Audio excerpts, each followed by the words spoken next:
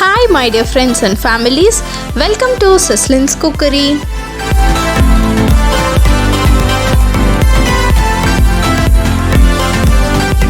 இன்னைக்கு நம்ம பார்க்க போற ரெசிபி தக்காளி சட்னி. இந்த தக்காளி சட்னியை வந்து டக்குன்னு ஒரு 2 நிமிஷத்துல நம்ம பண்ணி முடிச்சிடலாம். இந்த சிம்பிளான அண்ட் டேஸ்டான தக்காளி சட்னி எப்படி பண்ணுறதுன்னு பார்த்துடலாம். அதுக்கு முன்னாடி இன்னும் நம்ம Cecily's Cookery பேஜை சப்ஸ்கிரைப் பண்ணாதவங்க ப்ளீஸ் சப்ஸ்கிரைப் பண்ணிக்கோங்க. அப்படியே பக்கத்தில் இருக்கிற பெல் பட்டனை கிளிக் பண்ணிக்கோங்க. அப்போ தான் நான் அடுத்தடுத்து போடுற வீடியோஸ் உங்களுக்கு நோட்டிஃபிகேஷனாக வரும். இப்போ இந்த சிம்பிளான தக்காளி சட்னி எப்படி பண்ணுறதுன்னு பார்த்துடலாம். ஃபஸ்ட்டு ஒரு கடாய் வச்சுக்கிறோம். கடாய் நல்லா சூடானதுக்கப்புறமா 1 டேபிள் ஸ்பூன் கடலெண்ணெய் ஆட் பண்ணியிருக்கேன்.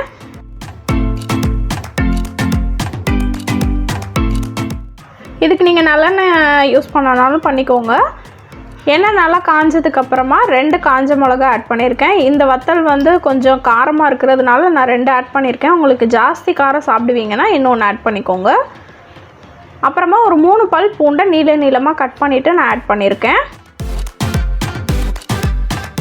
பூண்டு லைட்டாக ப்ரௌன் ஆனதுக்கப்புறமா க்யூப்ஸாக கட் பண்ணி வச்சுருந்த ஒரு 2 பெரிய வெங்காயத்தை நான் ஆட் பண்ணிக்கிறேன். இப்போ எல்லாத்தையும் சேர்த்து நல்லா வதக்கி விட்டுக்கலாம்.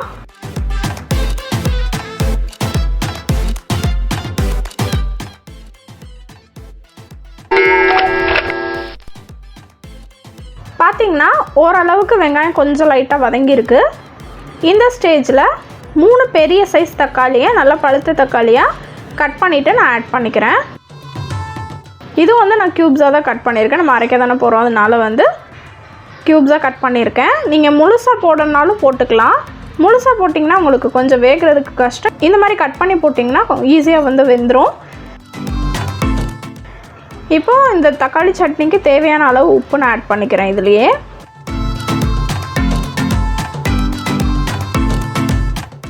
இப்போது நம்ம அது வதங்குறதுக்கு கொஞ்ச நேரம் நம்ம மூடி போட்டு வச்சுக்கலாம்.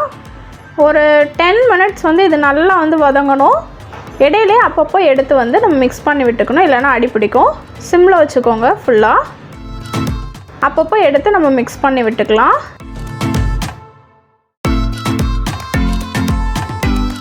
அவ்வளோதான், நல்லா வதங்கிருச்சு. தக்காளியும் நல்லா வதங்கியிருக்கு, வெங்காயமும் நல்லா வதங்கியிருக்கு. இப்போ இதை நல்லா ஆற வச்சுட்டு மிக்ஸி ஜாரில் சேர்த்துட்டு நம்ம அரைச்சி எடுத்து வச்சுக்கலாம். பாருங்கள், இந்த அளவுக்கு நல்லா பேஸ்ட்டாக அரைச்சிக்கலாம்.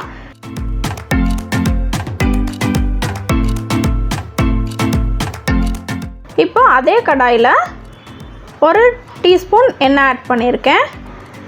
கடலை எண்ணெய் தான் நான் ஆட் பண்ணியிருக்கேன். இப்போ ஒரு 1/4 டீஸ்பூன் வந்து கடுகு உளுந்து ஆட் பண்ணிக்கிறேன்.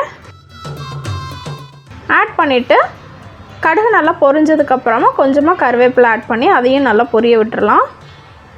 இப்போ நல்லா பொரிஞ்சதுக்கப்புறமா நம்ம அரைச்சி வச்சுருந்த இந்த தக்காளி சட்னி இதில் ஆட் பண்ணிக்கிறோம். அப்புறமா மிக்ஸி ஜாரில் ஒரு 1/2 டம்ளர் தண்ணி ஆட் பண்ணி அதையும் நான் சேர்த்துக்கிறேன்.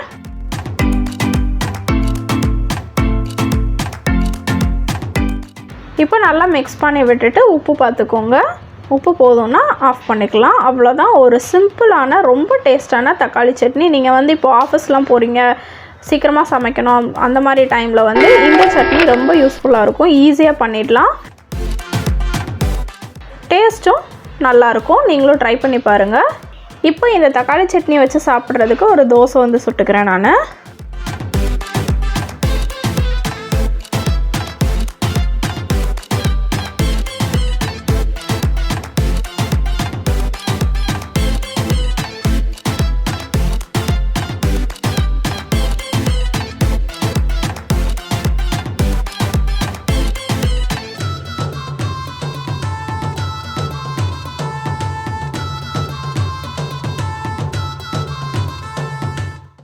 நல்ல கிறிஸ்பியான தோசை, அதோட இந்த காரமான ஒரு தக்காளி சட்னி ரொம்ப அட்டகாசமாக இருக்கும். நீங்களும் இதை ட்ரை பண்ணி பாருங்கள். Let have an enjoy. இந்த வீடியோ உங்களுக்கு பிடிச்சிருந்துச்சுன்னா லைக் பண்ணுங்கள், ஷேர் பண்ணுங்கள். மறக்காமல் Cecily's Cookery பேஜுக்கு சப்ஸ்கிரைப் பண்ணுங்கள். இன்னும் ஒரு நல்ல வீடியோவில் சந்திக்கிறேன். until then bye.